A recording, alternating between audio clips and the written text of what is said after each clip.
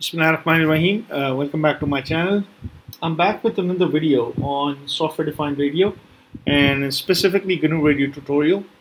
In this video, what we're going to do, we're going to learn how to demodulate a single sideband signal, how to receive a single sideband signal.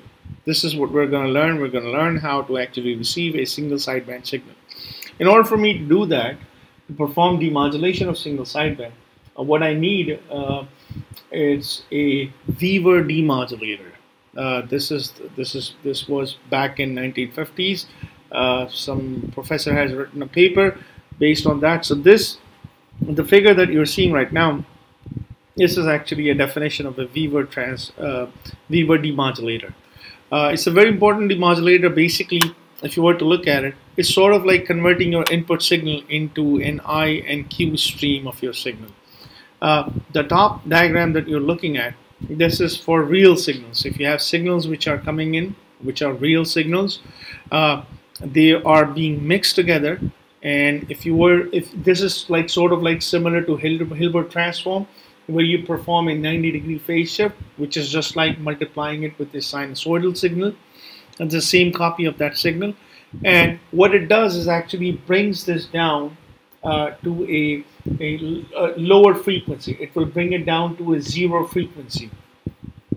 So it's shifting your signal to zero, and then at the same time you're also performing your filtering as well. Next, again, this is being multiplied again, this is being shifted again, and then you get summation of I and Q signals. In single sideband, either you will get a lower sideband and a upper sideband, and you can get both of these signals are coming in, you can get out whatever you want, a lower sideband or an upper sideband, as you can see. So this diagram that you normally see using Hilbert transform, so this is sort of like a Hilbert transform. This is very hard to implement, but when you have complex signals, you can easily implement this, and the implementation is quite easy. If you were to look at it, basically what you're doing is this. You have a complex signal which is coming in. You're going to multiply it with a local oscillator that will have a frequency of F1. And what it will do, it will actually shift it down to a DC. Shift it down to a DC, which means at zero. And then you're going to perform low pass filtering to get your desired signal. Then you're going to multiply this signal again by a frequency called F2. We're going to actually look at it in terms of GnuRadio diagram. And then you will take your real signal, you will take the real part of your signal, and then you're gonna see what's going on. You'll be able to hear it, or you will be able to demodulate your signal. So let's follow this diagram first. Before we even do that, before we even start following this diagram, the first thing I want to look at, let's look at our signal. This signal is available online, Professor Charlene Kate's website. So this signal is actually captured using 256 kilosamples using USRP. So this signal was actually captured. It's actually a lower sideband signal, SSB signal, which is being captured using USRP. The frequency that was set in order for you, in the way they captured this signal, it's available on their website. They use USRP, and USRP was tuned at 50.3 megahertz. All right, so it was captured at somewhere around 50.3 megahertz. That's what they tuned their USRP to. Now, before we even look at these blocks, let's just evaluate the signal by itself. So I have my signal, which is a file source. I'm just displaying it on my frequency sync. So let me just simply play this flow graph. Let's look at this signal now. Now, once you look at this signal, now let's look at it. So at zero point, at this point, all right, at this point, all right, at this point, this is supposed to be 50.3 megahertz. Now, since it's a lower sideband signal, if you were to look at this peak is somewhere around 53. So this is somewhere around 53 kilohertz. All right, if you can clearly see, this spike is somewhere around 53 kilohertz. So when you shift this over, so this is your lower sideband, and this 0 part is corresponding to 50.3 megahertz. This is what it's corresponding to. All right. So when you add a 50.3 megahertz, which was supposed to be, so the way they captured the signal using USRP was actually set at 50.3 megahertz, and they send a signal of 53 kilohertz. This was a lower sideband. So this at 0, this is 53, and then you have a actual signal that is somewhere around 53 kilohertz. This is what that signal is. This is actually a lower sideband signal. Now, the next thing, if you take 50.3 megahertz, if you take 50.3 megahertz, 50.3 megahertz, and if you add 53 kilohertz to it, you get 50.35 megahertz. 50.353 megahertz. All right. It's, you used to see what, the 50.3. So this is the total frequency when you add 50.3 megahertz and when you add 53 kilohertz, you get 50.353 megahertz. Now this 53 kilohertz is actually becoming your carrier signal. All right. So this 53 kilohertz that you are seeing is actually becoming your carrier signal, where 3 kilohertz of that signal is actually the bandwidth of your signal. All right. So the actual signal was 50.3. When you add this up, it will become 50.353 megahertz, and this 53 kilohertz is actually becoming your carrier signal, where 3 kilohertz is actually your lower sideband. This is the bandwidth of your signal. All right. So now the first thing that I want to do, that's why you're seeing the signal. So the first thing I want to do is actually this. I want to take this signal, so I want to disable this. I'll enable rest of the blocks. I will enable rest of the blocks. I will enable the audio. Enable. So the first thing I need to do by looking at my Weaver diagram is I want to perform this. I want to actually shift this signal to DC. All right. The first thing I want to do, I want to take this signal and take it to DC. That's the first thing I want to do. And this is the first thing I want to do right here. And then I also want to do filtration as well. So I want to do these two processes together. So in order for me to do that, what I need is called frequency translating FIR filter. All right. So I need frequency translating FIR filter. One thing to notice is this. I have a variable that is set to 256 kilosamples. So whatever that is coming out from here, it's actually 256 kilosamples, because my signal was captured at 256 kilosamples. It was set, the USRP was set at 256 kilosamples per second. All right. So this is coming out at 256 kilosamples. That's why I have a sample rate of this. Then I also have another variable which is called a decimation factor. What decimation factor is doing, if I were to look at the property of this, let's zoom in. If I were to look at the properties, so decimation is basically bringing that sample down 4 times. So 256 divided by 4. So what this block is doing is actually decimating, it's bringing my signal down to 64 kilohertz. That's why I have a decimation, and that decimation factor is 4. Now, when I'm using a frequency translating filter, FIR filter, I'm using tabs. All right. So this information is available online. Everything is available online, but I'm using called FIR-low underpass. The first thing is known as your gain. This is known as your sampling rate. This is known as your bandwidth, cutoff bandwidth, and this is your transition bandwidth. These are the 4 parameters you're required when you're using an FIR filter. So because I want to perform as per my Weaver modulator, I want to actually bring this frequency down, and also I want to do filtering as well. This is what I want to do, and I'm doing everything in complex domain. That's why I have my signal that is in complex domain. This signal was captured in complex domain, so that's why I have everything in blue to represent complex domain. All right, so far so good. I hope we're good. So now when you look at the property of the signals, let me just zoom out. I think it's somewhere in the background.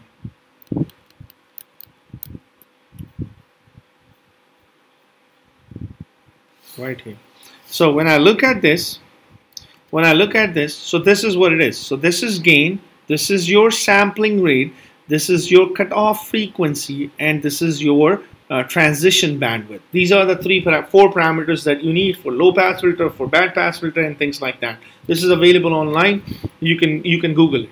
Now, one thing that you do is when you're performing that shift, what is it? What has become your carrier signal now? That is actually a 53 kilohertz, and you have a total bandwidth of 3 kilohertz. So actual signal is 50 kilohertz plus you have 3 kilohertz of bandwidth. All right, so 50 plus 3. Now, each of these sidebands are taking how much? One sideband is taking 1.5 kilohertz, the other sideband is taking 1.5 kilohertz, isn't it? So when you subtract from 53 kilohertz 1.5 kilohertz, you will get 51.5 kilohertz. That's why I have set my frequency to 51.5 kilohertz. Now, gain is remaining the same. Your sampling rate is what? 256 kilo divided by 4, so it's actually becoming 64 kilohertz.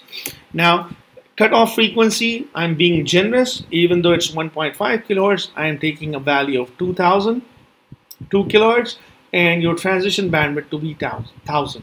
I hope you understood these parameters and why I'm keeping 51 kilohertz.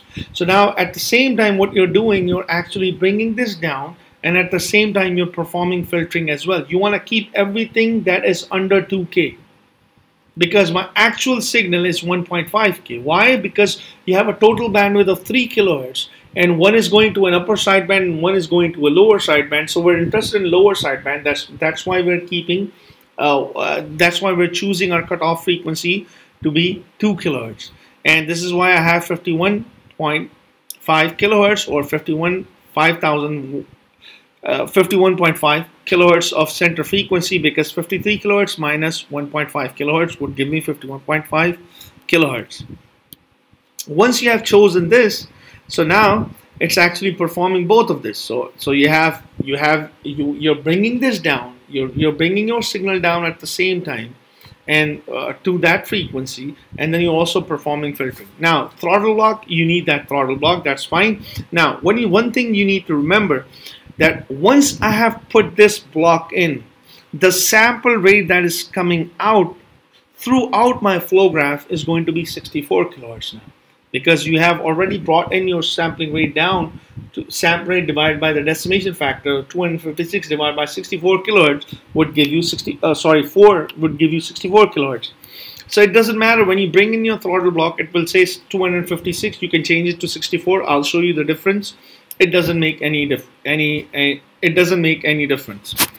So that's fine. So you need throttle block, even though you don't need a throttle block, because once you have an audio sync, you have physical device connected to it, you don't need a throttle block, but I just put a throttle block anyhow. So I can show you the difference between the sample rate. Now the next thing, if you see, so once you actually shift your signal down to DC and then you actually filter it out, next thing is you need to multiply that signal. Now there's one thing that you need to remember when you're working with complex domain is this. I'll show you another exercise actually. I show you another thing. Now let's look at this graph. All right, look at this. Let me change this to real. Let me change everything into real terms. I'm just simply multiplying two terms. If you were to quickly look at it, so let's change everything to real. Now, if you were to look at this, this is 10 kilohertz of cosine signal, which is being multiplied by, let me change this frequency to 1 kilohertz. All right. So what do we expect? When you multiply two signals, 10 kilohertz is 10 plus 1. You will see an upper sideband. 10 minus 1, you will see an upper side. So you will see a signal that is at 9 kilohertz and 10 kilohertz. When I run this flow graph, this is the problem with real, when you're working with real signal is, once I run this flow graph, okay, see, I would see the positive component as well. The positive frequency, you have 11 kilohertz and you see 9 kilohertz. And also you will see a negative component as well. You will see FC minus FM, FC minus FM, minus FM minus FC minus FM, minus FC plus FM. You will see both of these components. This is not this is not our use. I mean, you get to see, but on your positive frequency, you will get to see both upper sideband and lower sideband. Now, that's what you will see. Now, when I change this to complex domain, now that's why we love that Weaver modulator is much simpler when you are working in complex domain. Let's change this everything to complex domain. All right, now let me run this graph again. Boom. When I run this, you don't get to see negative component. You will only see what? You will only see the positive component. And in order for us to, let's look at it. So this is what? This is somewhere around 11 kilohertz, isn't it? Because we had a positive frequency of 10 kilohertz, then you have a positive frequency of 1 kilohertz, and then you get 10 plus 1. So you're just seeing an upper sideband. Now, when you want to visualize that lower sideband, when you want to visualize your lower sideband in complex domain, you have to change the frequency of your signal source, which is your modulating source, to -1. All right, so let's just quickly show you. Let me show you this. Okay, now when I run this flow graph, check this out. Isn't that amazing? When you work with complex domain, it's so amazing. Now let's look at this. Boom. You get to see 9 kilohertz. Isn't that amazing? That is pretty amazing, isn't it? So why am I telling you all of this? Why am I telling you all of this? Because when you look at this, once I go through this, I have to multiply this signal, because since I am demodulating a lower sideband signal, then I have to multiply it. In order to have a synchronization, I need to multiply it by a lower sideband signal, which turns out to be a -1.5 kilohertz. That's why I'm here in that signal source. I am multiplying it by -1.5 kilohertz. I think you understood the reason I tell you, because we are interested in lower sideband. I'm still working in a complex domain. All right, so that's why when you see this in this Weaver modulator, we're multiplying it by a lower sideband, because we are interested in lower sideband, because this transmission was done on lower sideband that has a total bandwidth of 3 kilohertz. All right, so this is being multiplied together. Now the next block that you see after this multiplication is rational resampler. What does a rational resampler do? Basically, it has two parameters that we need to worry about. The first thing is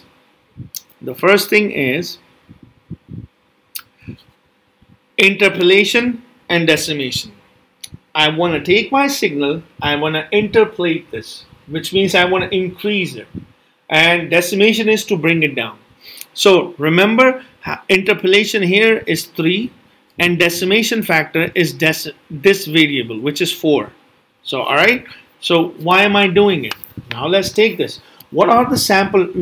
Check this out. Because this, I want to make sure my sample rate matches. If I have a mismatch in sample rate, my flow graph will work, but you will get something else at the output. Because out here I was getting a sample rate of 64 kilohertz. That's why I have chosen this sample rate, because when you bring down your signal source from here, you will get a default sample rate of 256, but I have actually brought down my sample rate by using a decimation factor of 4. So I need to change this to 64 kilohertz. It doesn't matter. I'll show you this too, that what happened in a throttle when. So this is 64 kilohertz. That's why I've chosen -1.5 kilohertz of frequency. That has gone in rational system. So my sample rate that is coming out is actually 64. So when you take 64 multiplied by 3, you get 192. But you're also decimating it. Why do I need to decimate this? Because I wanna hear the signal, and the audio sync, the normal generalized audio cards that we have in our laptop and our computer, they are most of the time sampling rate of 48 kilohertz. So once I sample it, interpolate it 64 kilohertz by 3, I'll get 192. When I divide this by 4, I'll get a sample rate of 48 kilohertz. Now the sample rate that is coming out from this rational resampler is actually 48 kilohertz. Now, what does this multiply constant is doing? It's not doing anything funny. It's just some value. It's sort of like controlling the volume. So this is just some multiplying constant value, nothing fancy going on here. Now the next thing I want to see, let's look at it. In a Weaver demodulator, in a complex domain, I need to convert that complex thing into real domain.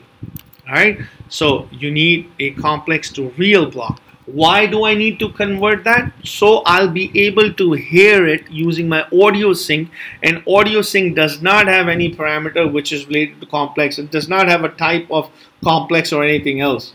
That's why I need to convert that complex signal into real so I can attach my audio sync to it.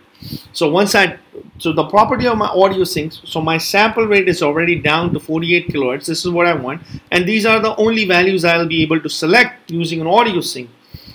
So that's why I have a multiply constant just for volume and things like that, and complex to real block is there to convert it, so I'll be able to attach my audio sync. And that's it. This is my entire Weaver demodulator, which we are trying to work using in a complex domain. So let's run this flow graph and let's see what this is all about.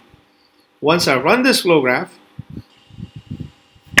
this is a GnuRadio single sideband demonstration on 50.3 megahertz, transmitting lower sideband 50.3 megahertz, lower sideband KD7 LMO.